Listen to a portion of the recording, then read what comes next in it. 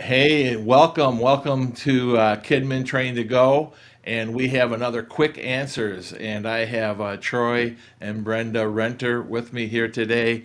And Troy and Brenda are great friends of the network. They actually served in our network as worked in a couple churches in the network and kids pastor. And Troy is a kids pastor, was a kids pastor. Now he's a lead pastor in Iowa, and he also serves as the district children's ministries director for the Iowa network. And Brenda is a behavior interventionist working in schools. And so I asked them. We were in a conference together in Iowa a couple weeks ago, and they did a session on just behavior in classrooms and helping manage behavior in classrooms. And one of the things they talked about was four rules. And I remember hearing them talk about this previously, and I thought, all of our churches could use this training on these four rules. Brenda says they work in any situation. They're great rules, and so I'm going to turn it over to Troy and Brenda. Thanks for being here with us, and we're glad that you're with us today. Anything you want to say as any opening remarks on this? No, man, thank you for having us. Yes, and just great to be with you, my friend, and being on there. We love Wisconsin, It's and good to be in Wisconsin. We miss yes, Wisconsin. Yeah, so I know this is going to be dated when I say this, but Iowa trounced Wisconsin the other night in football. It was like terrible, but Yeah. which whatever. which we don't mind because we don't really like the puke and black, so we don't root for them. That's him. Okay. I love Wisconsin. Anything Yeah. Wisconsin. So Yeah, Right. so we're glad to have you with us. So I know we have a couple slides that to go along with this. So would you like me to bring those up right now? Yeah, that would be great. All Well, then right, we'll here they jump right go. on in. Yeah, the first one I'm just going to talk about here a little bit, and then Brenda will kind of give the history. When it came to the four rules, and when we started talking about it, we were looking for the things that would bring in a child, meet the needs in a child. And every child needs stability, structure, safety, and security. And just like four legs on a table, four corners of a room. And if you take one of those things away, what will happen? Of course, the table will fall over, the chair would tip over, or a wall would come down. And so when we look at these, each child needs something stable. So when we're taking a look at these rules, and when we talk a little bit about them, it brings stability to their home. So a lot of kids that have behavior, we've said it a lot. All behavior, good or bad, has to be met by a need, and it's expressed in a need. And so when we look at doing that, we're bringing that to reach that. The rules help bring structure, simple enough for the kids to remember, but also letting them know that, hey, there are boundaries. Just like in a room where you have four corners or four walls, there is structure to our area, and they can't pass it. Safety. The kids know what to expect. They already know what to be part of. They already know that we're going to protect them. And when we introduce those rules, you'll get a better idea of how the safety factor fits in there. And then security. It gives also all the kids, no matter what age they're at, no matter what level they're at, gives them that mindset. Oh, this is what's going to happen tonight. This is what's going to be going on, and we know where the boundary lines stop and begin. And it kind of sets all four of those up. So when the kids come into our program, they already have the stability, the structure, the safety. They just already know what they're walking into, and it's not a surprise to them. And so I'll have Brenda go ahead and introduce the rules and talk about that. all right. So before we do that, I just wanted to say what how they came about is I was working as a school-based interventionist, and I helped a therapist do group therapy, and she was from the Therapy Play Institute out of Chicago. That's where her training came from. Anyway, she had these four rules, and we had a chaotic youth group, children's ministry, because we bust in all these kids, and there was just chaos, and the leaders were going crazy. And so we sat down with her and talked about what these four rules are and why they were important. And she explained them, and we incorporated them in the children's ministries, the junior high ministries, and the youth ministries. throughout that church, and dynamics changed. It was amazing to see. And the leaders were all on the same page. Every leader knew the rules, the kids knew the rules, and it changed everything. So that's why we went ahead with them. So we'll start with the rules, and then I'll explain how they work. Yep. I'm saying, there we go. Go. Okay, so these are the 4 simple rules, and they do have to go in these order. And with the younger kids, I always taught and do motions. And one of the things is when kids are naughty, they're disobeying, less words is more. So if you have more words, they're not hearing you. So we teach these kids, all the kids, the 4 rules. We go over each rule at the beginning of every class, every group, every time we have a Wednesday night service, and we go over it with them. Now, the high school just posts them because the kids already know them and they're there. And we did middle school, and the kids would each take turns going in front of the class saying what the 4 rules are and kind of making it a cheer. Well, that gave them ownership of these 4 rules. And if they believe in it and they say it out loud, then they're going to most likely follow it. So, rule number 1 are adults in charge. So, when do you say that? Well, adult, like a person, a kid is arguing with you. I don't want to do that. Or, not listening to you, or wants to do something else, or isn't. So you say, adults are in charge.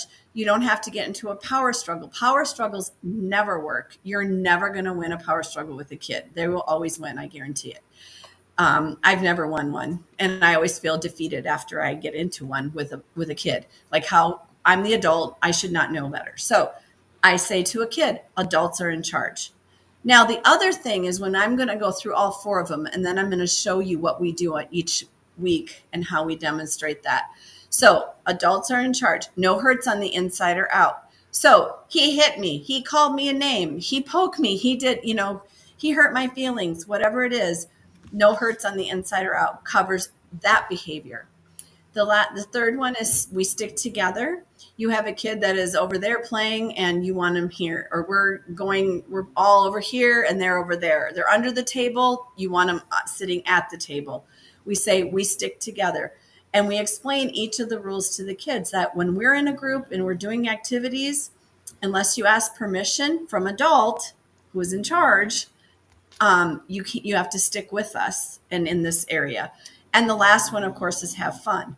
Now, Troy mentioned the 4 stability comments about how there's got to be 4 legs on a table. There's 4 corners in the wall to make it stand up. Well, there's also 4 rules. Anything more than that, kids will not remember. But the other thing is, I always tell the kids, when you follow these 3 rules, we always have fun. And so here's what I do on a night. We say, okay, so the kids all come together, depending on how many kids you have. We had a larger group, so we didn't do this, but in a smaller group, you can all get in a circle. I taught 5th grade for a while, and when I lived out in New Jersey, and I incorporated this to my class, and it was the worst behaving class in the school, which is why they gave it to me. And they were like, how did you get your kids in order? And I'm like, the 4 simple rules. So the whole entire school then decided to incorporate these rules and saw the behavior changing. So when you have it, when all the different grades and all the people are on board, every leader knows it, it's easy.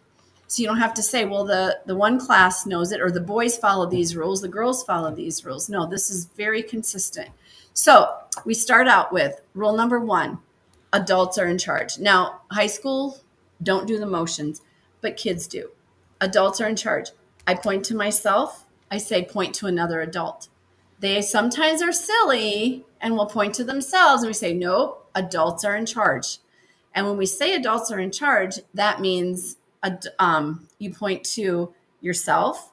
You don't repeat and go, no, I'm in charge. You just say, adults are in charge. Don't say, I'm in charge. Adults are in charge. The same exact words. And the other thing that happens when you say adults are in charge is, let's say a kid is disruptive and doing something that's disobeying, and you told him to do something, and you just look at him and go, hey, buddy. And you go like this. What does this mean? And he'll say, adults are in charge. And when that kid says it, Usually that's enough to change their thinking, and they'll be like, oh, I'm not following directions. Adults are in charge. So that's what we say. So then we do rule number 2, no hurts, like this, like safe, no hurts on the inside or outside. And then we say, what's an inside hurt? I ask for volunteers. What's an inside hurt? They all know, they say it. And then I say, what's an outside hurt? And then they also don't demonstrate, just show, just speak it. And they also know that, and they say it. So sometimes if, a kid is doing something, we say, instead of telling them, stop being mean to Betty, you say, what's rule number 2? No hurts on the inside or outside. What are you doing? Oh, yeah, that was an inside hurt. So kids will start to remember. So you're asking them a question. You're not telling them to change a behavior. You're asking them a question, and they're owning it up themselves. And the third one is stick together. Obviously, we know we do that with kind of like this. We don't link elbows, but we kind of like touch elbows in a circle, or I go like this, stick together. We're all in this together. And we just explain that one. So again, and then lastly, have fun is just like, hey, have fun. Yay. And, so and I said, when we follow the first 3 rules, we have fun. So these are so simple. But one of the things I did want to mention is that when you are talking to kids, rather than saying, stop the behavior, you can ask them, what's rule number 2? And there's a thing in their brain, and I call it the changing of the channel. Like when you ask a question, you automatically stop and think. But when you're told something, and if you're oppositional defiant, I'm not going to do that. But when you say, what's rule number 2? They got to stop and think. Mm-hmm. And we also every week say it out loud at the beginning of every class. We say it out loud. Questions. I was going to ask that question. Yeah. Every week. And they verbalize it, because verbalizing brings ownership. When a child says it out loud, and when a child's not. So we did have a kid, we were doing it in circles, and he was outside of the circle. And I'm like, you got to come in and stick together. And then the kids will say, rule number 3, stick together. When we do our groups, you all got to stick together. We can't have fun until we're all, doing this together. So, and then the high school students right now have the same 4 rules, exact wording. They have it on their poster in the walls in their youth center, because the kids that have come up already know them. So the youth pastor's like, that's dumb for me to have 4 other rules or stuff or any other number. 4 is enough. But it really does pretty much cover all the behaviors that we see. Right. And we've also built them so that all of our church policies, things like that, so these 4 rules fit those policies. So there's any policy, anything that we would have that we would need, pretty much fit into these 4 rules in some way, some form, so that it makes it easy to understand. It's easy for even the parents. When a parent calls, my child said this, well, our rule number 2 is, hey, no hurts on the inside out. We don't, that's why they had to come home tonight, because they weren't being safe. We had an example a few weeks ago where we had a kid that's actually in a therapeutic school, and he's very disruptive sometimes, but he's been making progress here. But he started cussing words, saying things that were not nice. And then he was not following any direction. And then he left the room and stormed out mad. So when we went to talk to him, I said, rule number 2, because that was an inside hurt. The cussing is an inside hurt. That hurt me. Rule number 2. And what's rule number 3? Well, he was mad. He didn't say. And I said, rule number 3 is stick together. So you left. So because you broke these 2 rules, we have to take you home, because this behavior can't be here. But you're welcome to come back next week. Just leave that behavior at home. Yep. And he did, and he was perfect the next week. Because by breaking those 2 rules, he broke the structure, and he become unsafe. So we couldn't keep 2 of those needs that every child has to have. Mm-hmm. And then the stability in the classroom, everybody's worried about what's happening to him, rather than focusing on what the leaders were trying to do, what activity we were working on, those type of things. And every parent knows that when we take a child home, we bring them home, we always tell every parent at least 3 positive things about their child. Mhm. And then we tell them why they came home that night. And then, but we always tell them they are welcome to come back the next week. But just not the behavior. Yep. So that's Yeah, leave the behavior at home. That's basically it. It That- sounds too easy. It is easy. Let me give you a couple scenarios, a couple questions that I had, Sure. and see if we can come up with some solution on it. Boy. So I have boys in my classroom, and sometimes we're sitting around the table, and sometimes they get into each other's space. They aren't necessarily hurting each other, but they're causing a distraction. And what rules would you emphasize with that? Okay, so did you give them any directive, like to be quiet and stop and listen? Oh yeah, yeah, Well, oh then, yeah. then it's adults are in charge because Yeah. you're not following that directive. That's kind of what I thought it would be. Would be the adults are in charge. And so, for example, like if we're talking about something, and I asked them, "Hey, we raise your hand if you want to ask a question, whatever." Um, and sometimes kids start blurting it out. That would be an adults are in charge. Was that right? Yeah, Yep. Mhm. yeah, If you give them a directive and they don't answer, but the other thing with the boys messing around, if you're doing some activity, they're not sticking together because they're doing their own thing. okay. You So know? it's more of a mental breakaway. Yeah. And you Yeah. could say what actually once you get these rules in place and the kids know them, and you'll say to them, "What's rule number 3? What are you doing? I'm Yeah. not doing what you're doing." Okay, that's cool. Let's get back to it. And it's interesting that the way you did that is because you actually allowed them to think through how their behavior fits within that context, and actually it's a little bit higher level thinking for them. So I mean, some of them might not get it, but some may be more concrete and not abstract thinkers. But I think that's very helpful to stretch them to think like that.